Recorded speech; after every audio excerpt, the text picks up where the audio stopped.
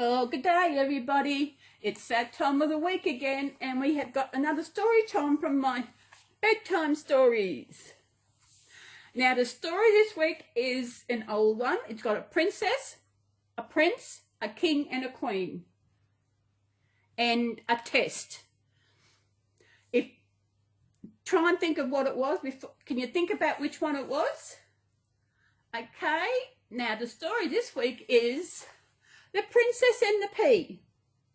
Do you remember what that test is?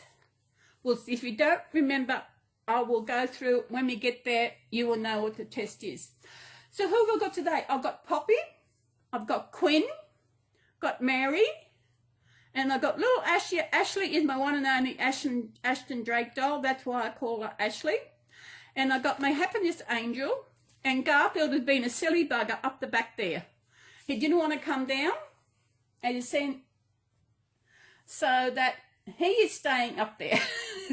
He slipped a bit. So the story this week, as I said, The Princess and the Pea. Once upon a time, a king and queen lived in a castle with their only son, the prince. The couple were old, and they knew that the prince would soon need to take up the throne. But before he became king, the prince wanted to find a true princess to be his wife. Our son is handsome, brave, and clever, said the queen. Yet the years rushed past with no sound of wedding bells. The king and queen sent the prince to travel the world in search of a princess he could love.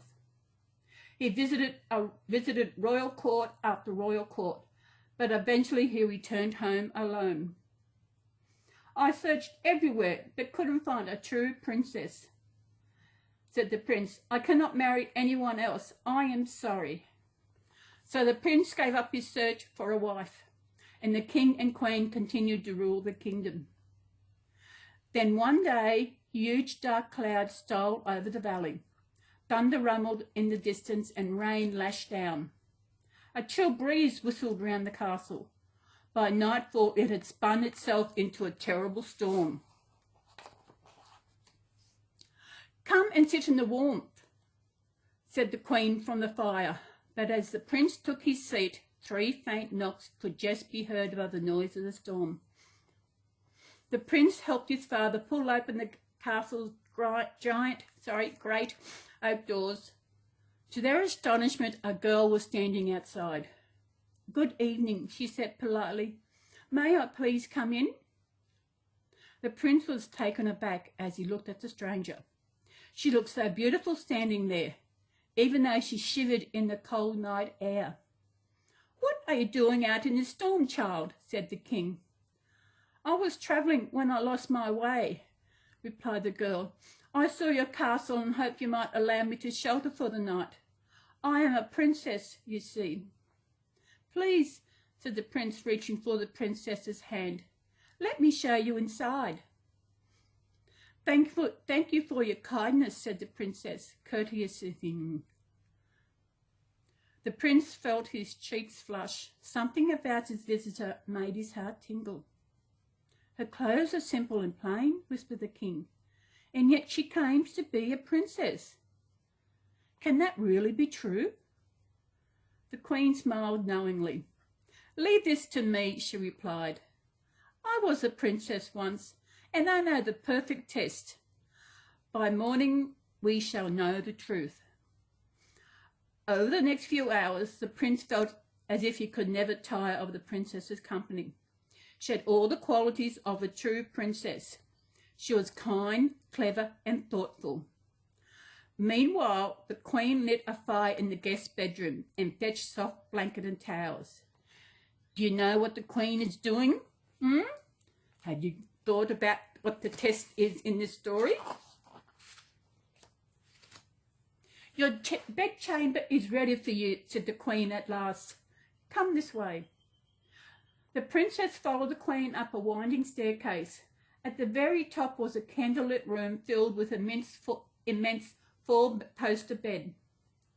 The princess gasped. There had to be at least 20 mattresses piled onto the bed, stacked up in a dizzying tower. I do hope that you will be comfortable, said the Queen, pointing to the giant bed. We don't often have princesses to stay at the castle. The princess rubbed her eyes. Thank you, Your Majesty. I am exhausted. The Queen chuckled slightly quietly to herself as she closed the princess' door. The visitor couldn't know what else the Queen had prepared for her. At the very bottom of the bed, the Queen had placed a single tiny green pea. Sleep well, fair stranger, she mused. Let's see if you are a real princess. The King, Queen and Prince were eating their breakfast when the princess arrived the next morning. Good morning, said the prince. Please join us. The princess stifled a yawn. She looked just as lovely as she had the night before, but her face seemed pale. There were dark shadows under her eyes. How did you sleep? Asked the king. The princess looked at her lap. There was a hard lump in my bed, she finally admitted. I'm bruised black and blue from it. You've been so kind that I couldn't sleep a wink. The prince frowned with concern. But the Queen had heard everything that she had hoped for. Much to the princess's surprise, she hugged her tightly.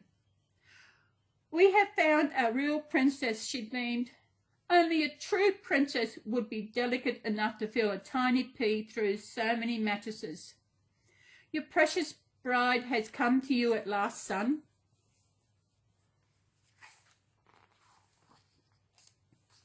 The prince had loved the princess from the moment he'd opened the castle door and seen her shivering in the rain. Would you do the honour of marrying me? He asked. The princess' eyes sparkled with happiness. Yes, she said. The king and queen could rejoice at last. There was going to be a royal wedding. The prince married his bride that very day. Every man, woman and child in the kingdom joined in the celebrations, and church bells rang out. The newlyweds stood arm in arm on the castle ramparts, waving to the people below. The king and queen could rest at last, for the prince and his real princess were destined to live happily ever after. This tale is true, but it happened a long time ago. If you are passing by the castle, be sure to visit its museum. If you are there is a very special exhibit on display right at the back in a dusty glass case.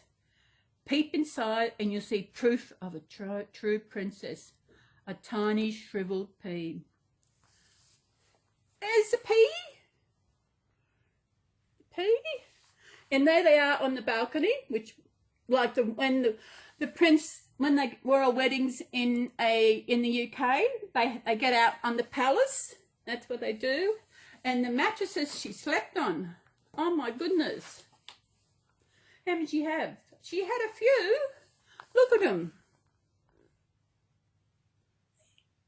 For some reason, I remember this. There were several ones tested it. I don't know where I got that idea from.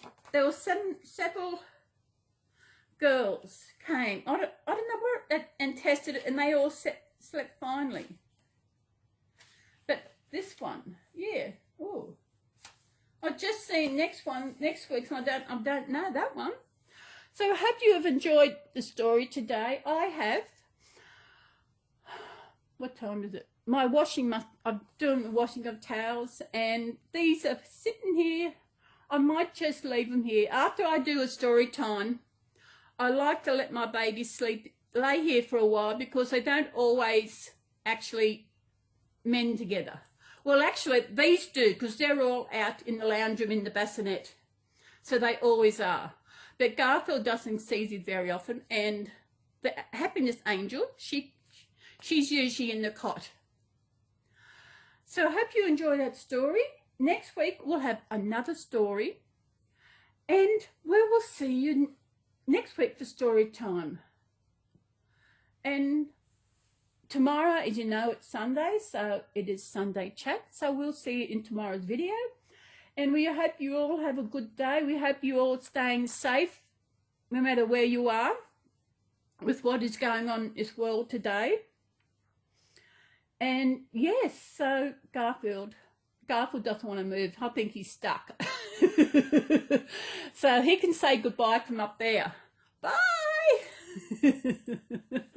He can't move.